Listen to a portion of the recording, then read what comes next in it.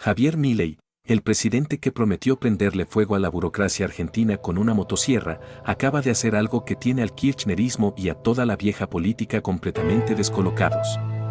La Cámara de Diputados aprobó una ley que podría borrar de un plumazo décadas enteras de regulaciones inútiles, privilegios escondidos y estructuras estatales que sobrevivían aunque ya no sirvieran para nada.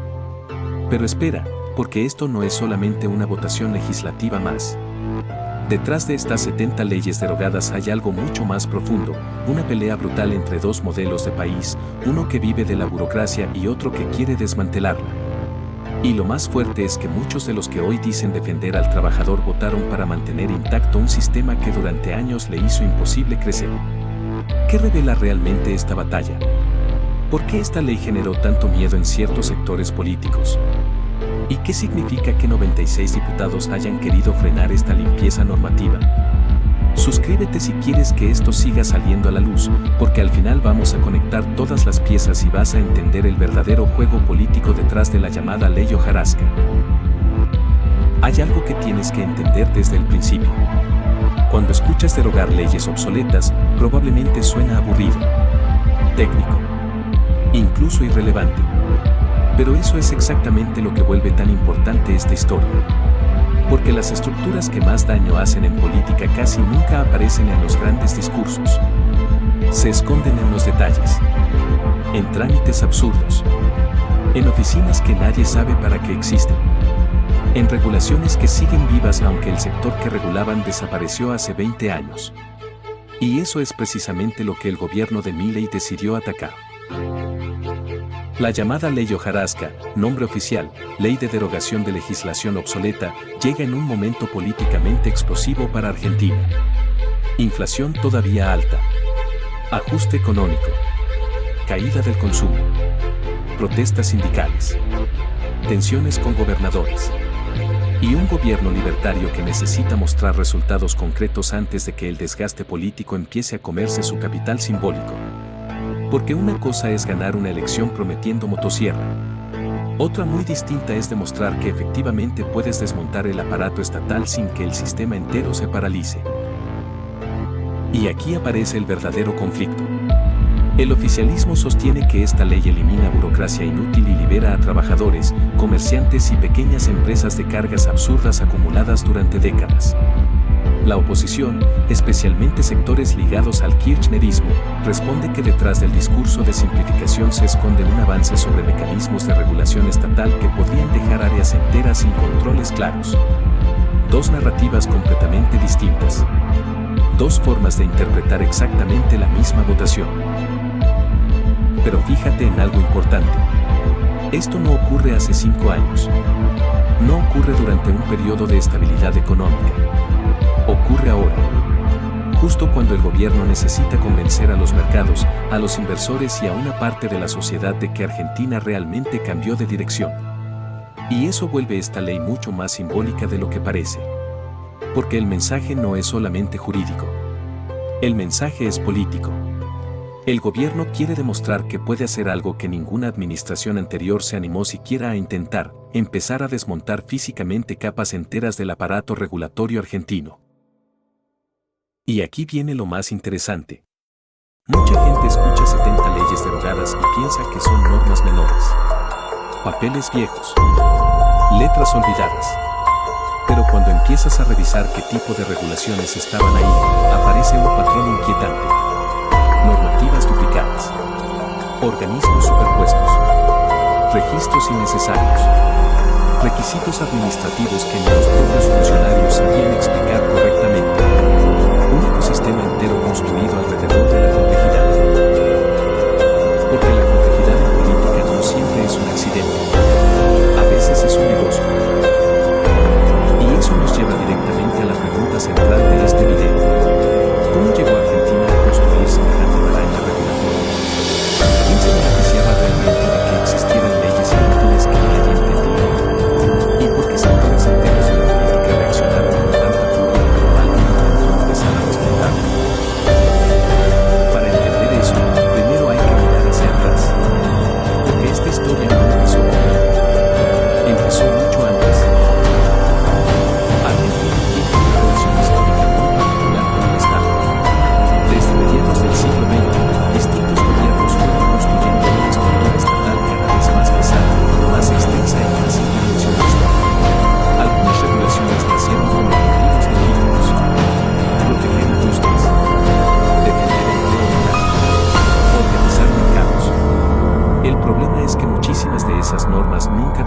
desaparecieron, incluso cuando el contexto que las justificaba ya había cambiado por completo.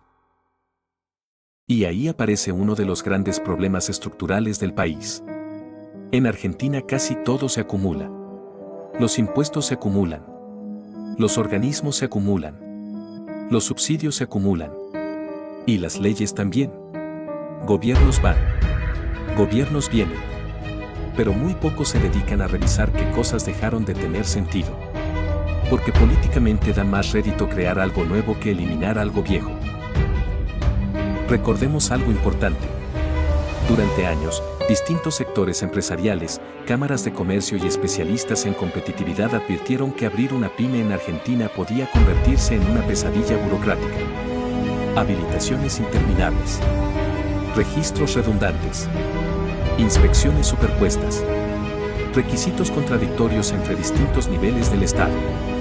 Y en medio de todo eso, una enorme discrecionalidad para el funcionario de turno. Porque aquí está el corazón del problema. Cuando una regulación es ambigua, compleja o imposible de cumplir completamente, quien gana poder es el burócrata. El inspector. El intermediario político. El que decide cuándo aplicar la norma y cuándo mirar para otro lado.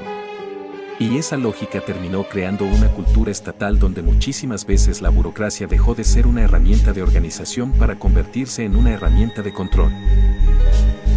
Lo vimos durante distintos gobiernos. No solamente kirchneristas. Pero el kirchnerismo llevó esa lógica a niveles mucho más profundos mediante expansión de organismos, controles múltiples y una visión del Estado donde prácticamente toda actividad económica debía pasar por algún tipo de supervisión política o administrativa. Y aquí aparece una contradicción incómoda. Porque gran parte del discurso kirchnerista se construyó alrededor de la defensa del trabajador, del pequeño comerciante, del empresario nacional. Pero al mismo tiempo, el entramado regulatorio creció hasta volverse asfixiante para muchos de esos mismos sectores. Piensa en esto un segundo. Una gran corporación puede contratar abogados, contadores y gestores especializados para navegar cualquier laberinto burocrático. Una pyme familiar, no un almacenero, no un taller mecánico, no. Entonces, ¿quién termina sufriendo más cuando el sistema se vuelve incomprensible? Exactamente quienes menos recursos tienen para defenderse. Y antes de continuar, si esto que estás viendo te resulta útil para entender la política que los medios no explican, suscríbete al canal. Cada semana seguimos desarmando estas historias pieza por pieza. Ahora bien, hay otro elemento que vuelve esta discusión todavía más explosiva. El simbolismo político. Porque Milei construyó toda su identidad alrededor de una idea muy simple: el Estado argentino no solamente es ineficiente, sino que además funciona como una máquina diseñada para obstaculizar al ciudadano común. Esa narrativa fue central en su campaña. La motosierra no era solo un eslogan. Era una promesa cultural. Por eso esta votación importa tanto. Porque representa una prueba concreta de poder. No estamos hablando de un discurso en televisión. Estamos hablando de una ley aprobada en diputados pese a que el oficialismo no controla cómodamente el Congreso. Y eso cambia el tablero político. Pero espera, porque lo que pasó durante la discusión parlamentaria muestra algo todavía más revelador sobre cómo funciona realmente el sistema político argentino. Todo empezó a calentarse días antes de la sesión. Desde distintos bloques opositores comenzaron a circular críticas contra el proyecto.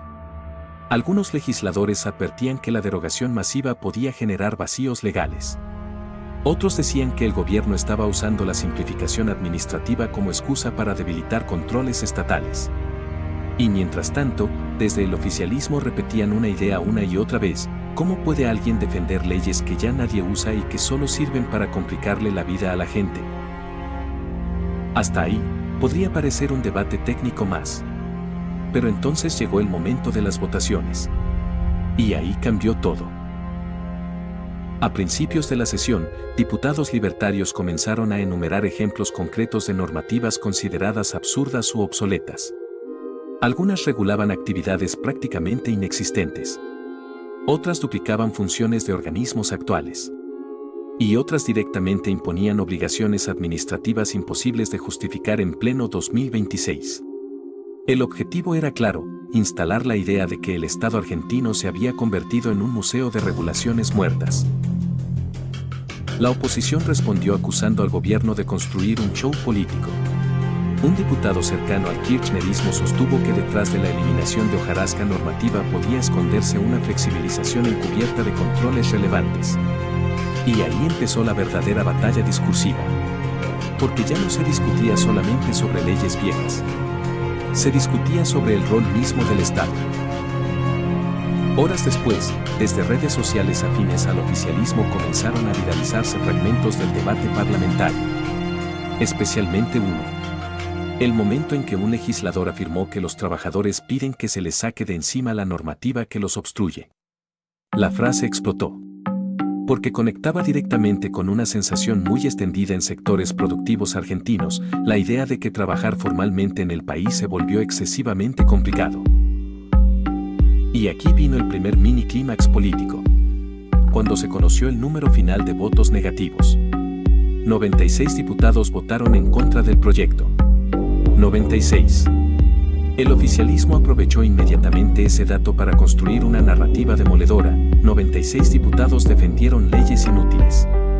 Y aunque la oposición intentó matizar la discusión, el impacto comunicacional ya estaba hecho. Pero lo que pasó después fue todavía peor para el kirchnerismo. En programas de televisión, radios y plataformas digitales empezó a instalarse una pregunta muy incómoda: si esas leyes eran realmente tan importantes, ¿por qué casi nadie podía explicar claramente para qué servían? Y cuando una fuerza política queda asociada públicamente a defender burocracia innecesaria, entra en terreno peligroso.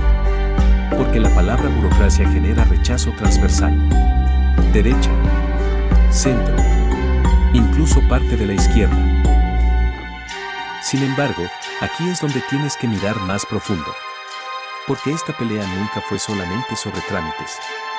El verdadero conflicto es por el control político que produce la regulación. Recuerda que al inicio te dije que había algo que nadie estaba contando. Estamos llegando ahí. Públicamente, el oficialismo sostiene que esta ley representa apenas el comienzo de una reforma mucho más amplia destinada a reducir costos administrativos, simplificar reglas y liberar capacidad productiva. Hablan de eficiencia, de modernización, de eliminar privilegios burocráticos. Y buena parte de la sociedad compra ese discurso porque efectivamente existe cansancio con el exceso de trámites. La oposición, por su parte, insiste en que el gobierno utiliza la bandera de la desregulación para avanzar hacia un modelo donde el Estado pierde capacidad de control. Hablan de riesgos institucionales, de desprotección, de desmantelamiento gradual de herramientas regulatorias. Hasta ahí, ambas posiciones pueden sonar razonables dependiendo de la mirada ideológica de cada uno. Pero ahora viene la capa más delicada de toda esta historia. Porque según versiones que circulan en ámbitos legislativos y administrativos, detrás de muchas de estas regulaciones existían redes enteras de poder político construidas durante años. Cargos, asesorías, dependencias, intermediarios. Pequeñas estructuras que sobrevivían gracias a la existencia de normativas prácticamente inútiles pero administrativamente activas. Y eso cambia completamente la discusión. Porque cuando eliminas una regulación, no solamente eliminas un papel, también eliminas espacios de poder. Lugares desde donde ciertos sectores podían influir, presionar o incluso negociar beneficios. Es indignante. Es inaceptable. Y explica por qué la resistencia fue tan fuerte. Fíjate en esta contradicción. Durante años, muchísimos dirigentes políticos hablaron de modernización del Estado, de simplificación administrativa, de eficiencia. Pero cuando aparece una iniciativa concreta para eliminar leyes obsoletas, gran parte de esos mismos sectores se oponen. ¿Por qué? Esa es la pregunta que el oficialismo intenta instalar con fuerza. Y antes de entrar a la parte más oscura de esta historia, si estás cansado de que la corrupción siempre quede impune, suscríbete. Porque lo que viene ahora es exactamente lo que nadie quiere que sepas. Porque el contexto estructural detrás de esta ley es mucho más grande que una simple discusión parlamentaria. Argentina atraviesa una pelea histórica entre dos modelos de organización estatal. Uno basado en regulación extensa, fuerte presencia pública y administración centralizada.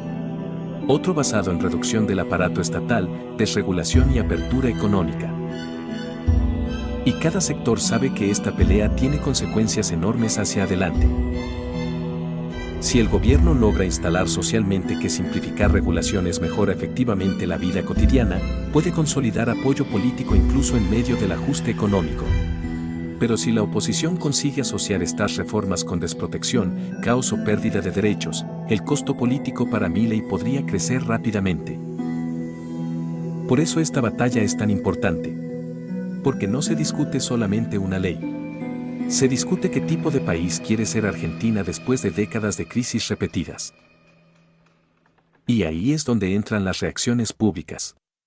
Porque una vez aprobada la media sanción, explotó la polarización.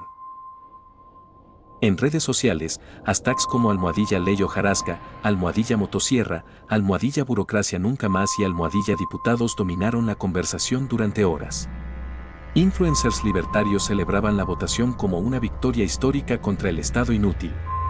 Sectores opositores denunciaban una destrucción irresponsable de herramientas regulatorias. Pero eso no es todo. Algunos gobernadores empezaron a tomar distancia prudente del conflicto. No querían aparecer defendiendo burocracia innecesaria, pero tampoco querían quedar alineados completamente con una narrativa antiestatal radical. Y esa ambigüedad mostró algo importante, incluso dentro de sectores tradicionales de la política existe conciencia de que la sociedad está agotada del exceso de regulaciones. Entonces apareció otro fenómeno interesante. Comerciantes, pequeños empresarios y trabajadores independientes comenzaron a compartir experiencias personales sobre trámites absurdos, inspecciones interminables y costos administrativos ridículos. Y eso fortaleció muchísimo el discurso oficialista. Porque convirtió una discusión técnica en algo emocionalmente reconocible para millones de personas. La reacción fue tan fuerte que hasta canales como este recibieron mensajes pidiéndonos que cubriéramos esto. Y aquí estamos. Si quieres que sigamos haciéndolo, suscríbete, porque sin tu apoyo este tipo de análisis no llega a nadie.